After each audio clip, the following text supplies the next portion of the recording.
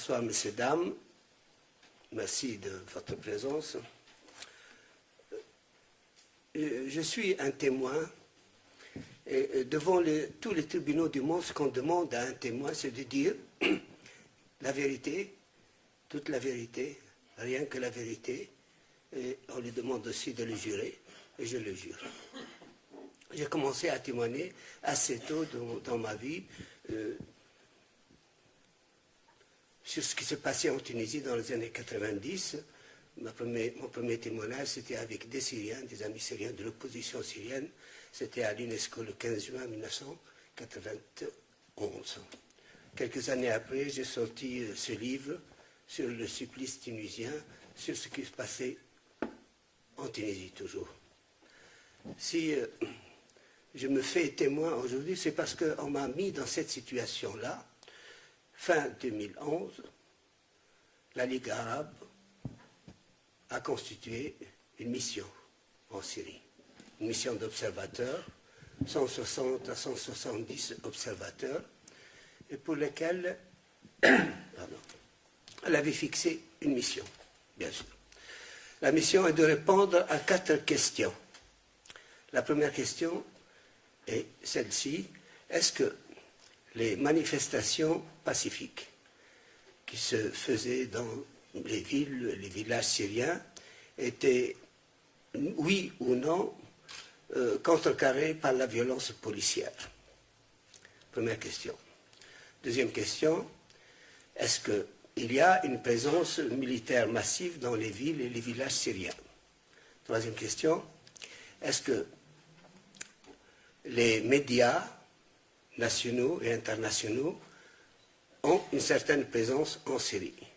Et puis quatrième question, elle intéresse les prisonniers politiques, enfin les prisonniers, c'est-à-dire les gens qui ont été arrêtés à partir du 15 mars 2011, début de la crise syrienne. Cette mission a été constituée de 160 à 170 observateurs, tous d'un certain âge et d'un certain niveau éthique et moral. Ce sont pour la plupart du temps, pour les 90% d'entre eux, c'était des ambassadeurs, donc représentants des ministères des Affaires étrangères des pays concernés. Il y avait 14 pays arabes qui ont envoyé des représentants. Et il y avait des officiers supérieurs des armées arabes, des colonels, des lieutenants-colonels, des généraux.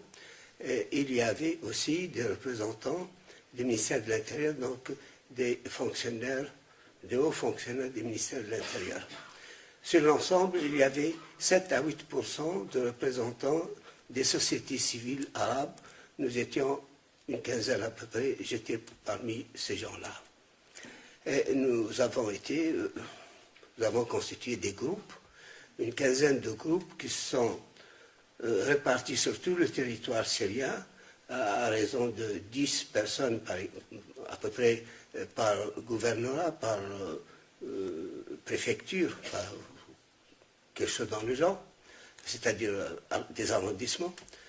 Et nous avons fait notre travail, on sortait le matin, on revient le soir avec notre rapport. Le soir, on écrit le rapport, on envoie tout cela à la salle d'opération de la Ligue arabe à Damas.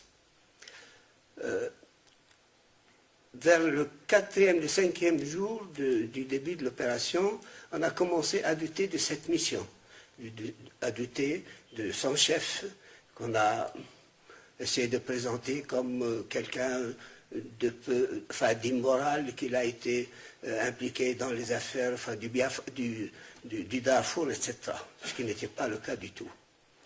On a fait une campagne contre cette mission.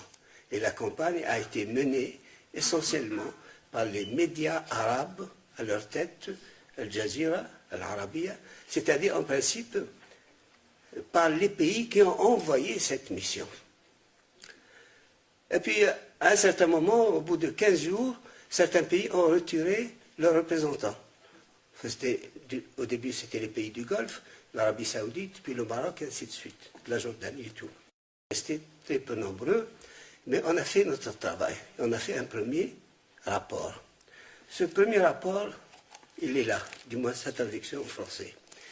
Parce que le premier rapport, qui a été lu à moitié devant le Conseil de la Ligue arabe au Caire, a été complètement délaissé. Et on est parti le lendemain, c'est-à-dire les représentants de la Ligue arabe sont partis le lendemain au Conseil de sécurité, porter l'affaire devant le Conseil de sécurité et réclamer l'intervention de l'OTAN, l'intervention du Conseil de sécurité pour tout simplement refaire ce que l'OTAN a fait en Libye. Ça n'a pas réussi parce qu'il y avait la Russie et la Chine qui avaient opposé leur droit de veto et c'est tombé à l'eau. Depuis le mois de janvier 2012, je vous le dis très franchement, très sincèrement, c'est du temps perdu, c'est des vies perdues, c'est une bonne partie de la Syrie qui est détruite, des dizaines de milliers de morts, des milliers de destructions à tous les niveaux, les universités, les instituts, etc. Tout cela non point pour le bien du peuple syrien, au contraire. Parce que ceux qui demandent au peuple syrien de vivre la démocratie, de se débarrasser de son chef, eh bien, je peux vous en citer quelques exemples. C'est l'Arabie saoudite, c'est le Qatar, entre autres, très grande démocratie dans le monde.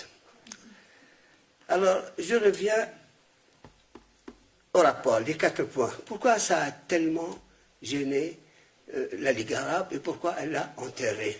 Ben, tout simplement parce que, à la première question, est-ce que la police est violente avec les manifestants? Le rapport de 160 observateurs répartis sur tout le territoire syrien, un rapport basé sur des rapports quotidiens. Ce rapport-là a dit non, au contraire.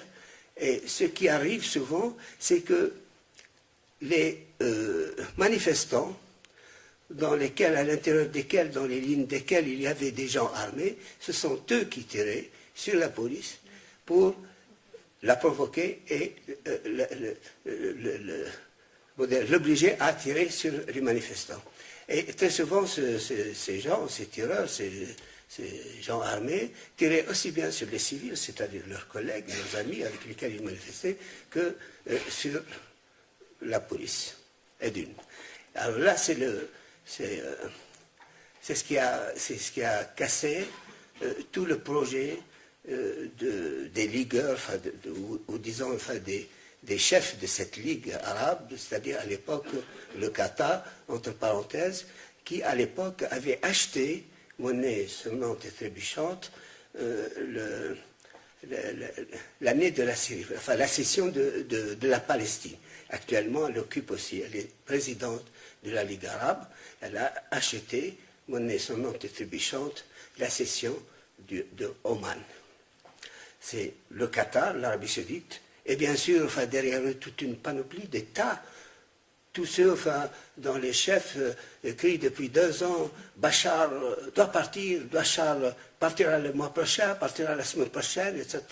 Je ne sais pas si certains d'entre vous connaissent peut-être un petit peu l'histoire des guerres punies contre Carthage et Rome. Le sénateur romain Cato, qui, à chaque fois qu'il rentrait au Sénat, a demandé que Carthage soit détruite, Delenda à Carthago. Eh bien, ça fait un peu plus de 2 ans et demi, enfin presque 2 ans et demi, que les gens appellent Bachar à partir, n'est pas parti. Il est même en train de gagner l'affaire. La deuxième question, la deuxième question à laquelle nous avons répondu, est-ce qu'il y a une présence militaire? Eh bien non. Le seul cas où il y a eu une certaine présence militaire, c'est-à-dire des blindés dans une ville, c'était à Homs. Et le général Derby, qui était chef de cette mission, avait téléphoné au ministre de la Défense syrien et les blindés étaient retirés aussitôt 1 heure après. Troisième question, les médias. Eh bien, pour les médias, il y en avait. Il y en avait des dizaines, des Syriennes, des représentants de journaux, de d'agences de presse, de télévision, mais il y avait aussi des étrangères, des médias étrangers, d'un peu partout. Le seul problème, la seule chose qui posait problème pour les journalistes, c'était que le visa qui leur était accordé l'était pour 1 semaine ou 10 jours, et ils en voulaient un peu plus. Il y a eu intervention d'ailleurs de la mission auprès du ministère des Affaires étrangères syrien pour que les visas accordés aux médias soient un peu plus longs. Vous vous rappelez peut-être, entre autres, il y a eu beaucoup de journalistes qui sont entrés clandestinement en Syrie. Et l'un d'entre eux, le journaliste du Monde, Jacquier, Gilles Jacquier était là, il est mort, il a été tué. Il a été tout simplement par les rebelles. J'étais encore là, et une de mes amies, de ses amis à lui aussi, m'avait contacté par Facebook pour savoir si c'était vrai, si c'était pas le gouvernement, les autorités, qu'il avait tué. Je lui ai dit du premier jour, le communiqué de l'État, de l'administration syrienne était clair, les conditions étaient très bien expliquées, donc il était tué par ceux-là même qui voulaient l'utiliser. Alors, les médias, il y en avait, il n'y avait pas de violence utilisée par la police contre les manifestants. Et la dernière question, c'était les prisonniers. Eh bien, les prisonniers, on avait reçu, notre mission avait reçu une liste, un certain nombre de gens qui étaient considérés comme prisonniers. Les chiffres étaient autour de 6200, je crois. Et, à 2 ou à 3 reprises, je crois qu'il y a eu des amnisties, et il y avait un peu plus de 4000 qui étaient libérés. Les autres, c'était simple, ils ont été retenus parce qu'ils avaient commis d'autres délits, tels que l'usage de la violence, etc. Voilà, cette mission qui, si on avait vraiment voulu en faire une mission pour résoudre la crise syrienne, eh bien, la crise syrienne serait résolue depuis le mois de janvier 2012. Mais malheureusement, cette mission était un guet-apens pour la Syrie. Ceux qui l'ont faite, ceux qui l'ont envoyée, ceux qui l'ont financée, eh bien, estimaient que la Syrie ne pouvait pas l'accepter parce qu'il y avait tellement de contraintes qui touchaient peut-être un petit peu à la souveraineté syrienne. Mais la Syrie avait accepté. Personne n'en parle. Personne n'en parle. La Ligue arabe est partie au Conseil de sécurité sans avoir le rapport de mission. Elle n'a jamais publié le rapport de mission. Il a fallu un concours de circonstances, je vous le dis en toute simplicité. J'ai un ami, un représentant d'un pays à la Ligue arabe, c'est lui qui m'a envoyé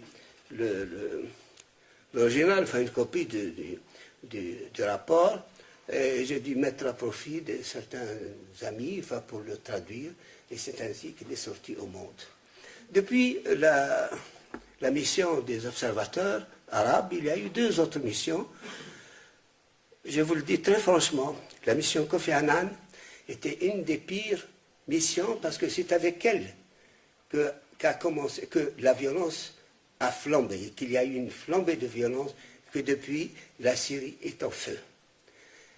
Je suis désolé de le dire, M. Kofi Annan, prix de la paix, prix Nobel de la paix, ancien secrétaire général des Nations Unies, n'a pas tout simplement eu le courage pour dire « je m'en vais et voilà pourquoi je m'en vais ». Il a tout simplement démissionné.